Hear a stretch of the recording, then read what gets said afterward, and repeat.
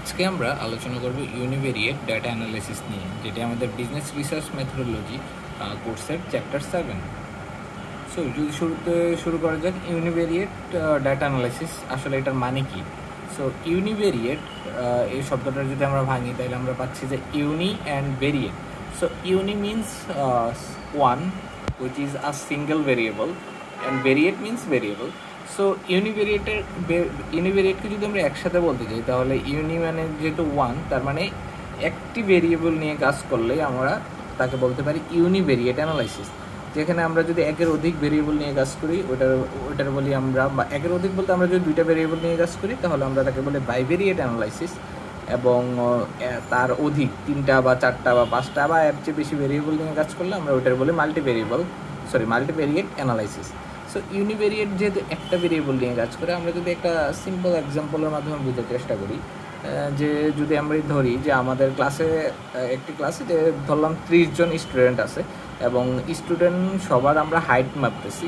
Height ম্যাপে সবার height বা উচ্চতা ম্যাপে আমরা একটা অ্যাভারেজ উচ্চতা নির্ধারণ করার চেষ্টা করব। এই যে একটি মাত্র ভেরিয়েবলের মাধ্যমে, ভেরিয়েবল মানে আমাদের এই ক্ষেত্রে উচ্চতা, ওই উচ্চতার মাধ্যমে আমরা ওই ক্লাসের 30 জন ছাত্রকে বা ছাত্রীকে ডিফাইন করার ট্রাই করতেছি। ওই জিনিসটাকে বলতেছি আমরা ইউনিভেরিয়েট অ্যানালাইসিস। তারপরে আমাদের আছে ডেসক্রিপটিভ স্ট্যাটিস্টিক্স। সো ডেসক্রিপটিভ স্ট্যাটিস্টিক্সের ব্যাপারটা আমরা খুব সিম্পলভাবে যদি বোঝার চেষ্টা করি, যে নাম্বারের মাধ্যমে যদি আমরা ডাটাকে প্রকাশ করতে চাই, ওই জিনিসটাকে বলতেছি আমরা ডেসক্রিপটিভ স্ট্যাটিস্টিক্স। এখানে ডেফিনেশন দেওয়া আছে বা আরও অনেক কথাবার্তা লেখা আছে, বাট আমরা খুব সহজে বলতে গেলে নাম্বারের মাধ্যমে ডাটাকে প্রকাশ করাকেই বলতেছি আমরা কি ডেসক্রিপটিভ স্ট্যাটিস্টিক্স। যেমন ধরি আমাদের বরিশাল অঞ্চলে প্রায় 10,000 মানুষের বয়স 50+। সো এটা একটা ডাটা, আর এই ডাটার মাধ্যমে আমরা বরিশাল অঞ্চলের মানুষদের একটা ওভারভিউ প্রকাশ করতেছি। সো এই জিনিসটাকে বলতেছি আমরা ডেসক্রিপটিভ স্ট্যাটিস্টিক্স। তারপরে আছে আমাদের মেজার্স অফ সেন্ট্রাল টেন্ডেন্সি।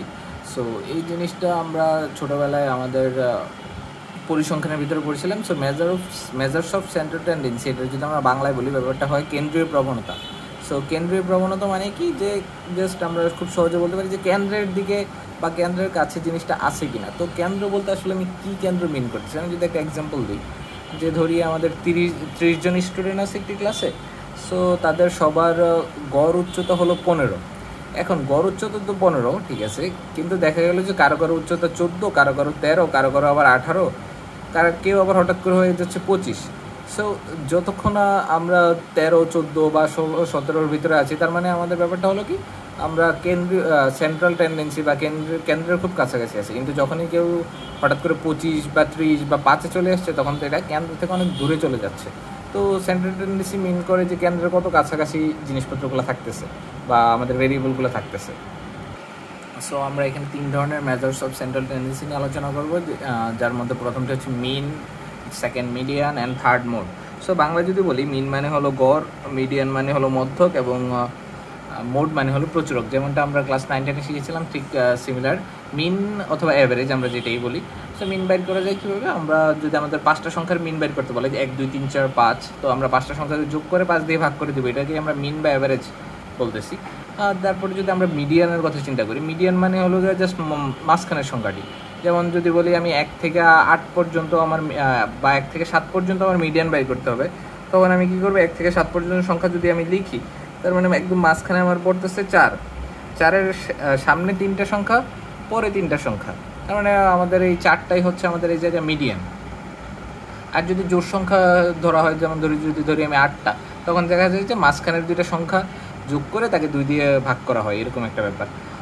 আরেকটি আছে মোড। তো মোড ব্যাপারটা কি, মোড ছিল প্রচুরক, যার মানে যদি আমরা আমাদের আগের এক্সাম্পলে ফিরে যাই, 30 জন স্টুডেন্টের একটা সার্ভে করা হয়, যেখানে যদি ধরি আমাদের 30 জনের মধ্যে প্রায় 10 জনেরই উচ্চতা 16 ইঞ্চি ধরে নিই আমরা, 10 জনের উচ্চতা 16 ইঞ্চি। তাহলে ওই জায়গায় যেহেতু 10 জন সবচেয়ে বেশি পরিমাণে আছে, বাকিদের উচ্চতা আমরা ধরে নিই যে 6 জনের আছে 12 ইঞ্চি, বা 5 জনের আছে 20 ইঞ্চি, 3 জনের আছে 25 ইঞ্চি, এরকম করে। কিন্তু কারো 10 হলো তো 16 হলে সবচেয়ে বেশি পরিমাণে আছে, মানে 10 জনের।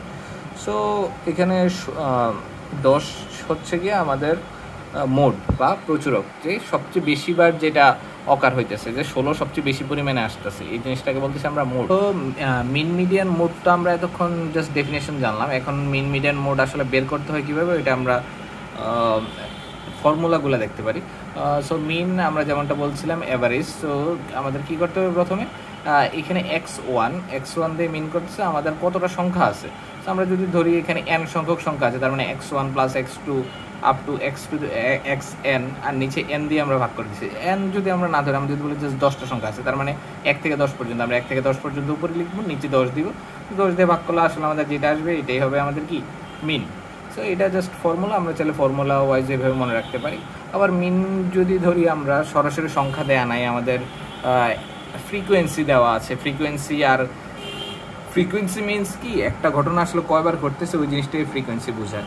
তো x1 যদি ধরি আমি 10, আর 10 যদি ধরি আমি একটা সেটের ভিতরে 5 বার আসতেছে, তার মানে f1 হবে ওই জায়গায় 5। সো ফ্রিকোয়েন্সি একটা ঘটনা আসলে কতবার ঘটতেছে ওইটাকে মিন করতেছে। তো ফ্রিকোয়েন্সি যদি প্রশ্নে দেওয়া থাকে, তো ওই ক্ষেত্রে আমরা ফ্রিকোয়েন্সির সাথে আমাদের সংখ্যাটিকে গুণ করে এভাবে সবগুলোকে যোগ করব, এবং শেষে আমাদের সবগুলো ফ্রিকোয়েন্সি একসাথে দিয়ে ভাগ করে দিলে এই জিনিসটার আমরা তখন পাবো ফ্রিকোয়েন্সি ডিস্ট্রিবিউশনের জন্য মিন, যেমনটা আমাদের এক্সাম্পল মানে স্লাইডে দেখানো আছে। অ্যান্ড আরও এক ধরনের মিন হইতে পারে। মোটামুটি মিন আমরা 3 ধরনের, একটা হলো আমাদের নর্মাল বা অ্যাভারেজে যে মিনটা বের করি এটা, আরেকটা হইতে পারে আমাদের ফ্রিকোয়েন্সি ডিস্ট্রিবিউশন যদি দেওয়া থাকে, ওই ক্ষেত্রে আমরা মিন কীভাবে বের করতে পারি ওইটা আমরা দেখলাম। ফ্রিকোয়েন্সিগুলোকে গুণ করে নিচে আবার ফ্রিকোয়েন্সিগুলোকে যোগ করে ভাগ করে দিব, ওইটা হবে আমাদের ফ্রিকোয়েন্সি ডিস্ট্রিবিউশনের জন্য মিন। তারপরে যে আরেকটা হতে পারে ওয়েটেড অ্যাভারেজের জন্য মিন। তো ওয়েটেড অ্যাভারেজ কি, যে একটা সংখ্যার ওয়েট কত পরিমাণে থাকবে একটা সেটের ভিতরে, বা আরও সহজ করে যদি বলি যে আমরা আমাদের এক্সাম্পলটা যদি দেখতে পারি, 30 জন স্টুডেন্ট আছে, 30 জনের ভিতরে যদি আমি বলি যে 25 জনেরই হাইট 25 ইঞ্চি করে, তো তার মানে আমাদের যে এভারেজটা শিফট হয়ে যাবে মিডল থেকে বা 15-র দিক থেকে আমাদের উপরের দিকে এভারেজটা শিফট হয়ে যাচ্ছে। তো ওয়েট বেশি থাকলে কি হয়, আমাদের সেন্ট্রাল টেন্ডেন্সি থেকে জিনিসটা শিফট হয়ে যায়, আবার ওয়েট কম থাকলেও শিফট হয়ে যায়। সো ওয়েট ডিফাইন করে আসলে। সো ওয়েটেড মিনটাকে চাইলে আমরা খুব আরও একটা পরিচিত এবং সহজ এক্সাম্পল দিয়ে বুঝতে পারি। যেমন আমাদের যে সিজিপি ক্যালকুলেট করা হয়, ওইটা প্রথম সেমিস্টারের বেলায় ওই প্রথম সেমিস্টারের বেলায় ক্যালকুলেট করার সময় আর ওয়েট থাকে 1, তখন আমরা সেকেন্ড সেমিস্টারে উঠে যাই, তখন ওয়েট চলে যায় 2, তখন এইভাবে আস্তে আস্তে পার হইতে পারি। আমরা যখন 8 সেমিস্টারে চলে আসি, আমাদের ওয়েট হয়ে যায় 8। সো ওয়েটটা কী করতেছে, আমাদের প্রত্যেক সেমিস্টারে আসলে ওয়েটটা বাড়তেছে। আর ওয়েট বাড়লে যে কী হয় এটা আমরা জানি, যে প্রথমে আমাদের রেজাল্ট তোলা খুব সহজ হয়, বাট যখনই আমরা 8 সেমিস্টার দিকে যাই তখন রেজাল্ট আসলে উঠতে চায় না। সো ওয়েট যত বেশি হয় আসলে তোমার টোটাল রেজাল্ট বা মিনটা কমাইতে থাকে আর কি। সো ওয়েটের ব্যাপারটা ঠিক এমনই হয় কিছুটা।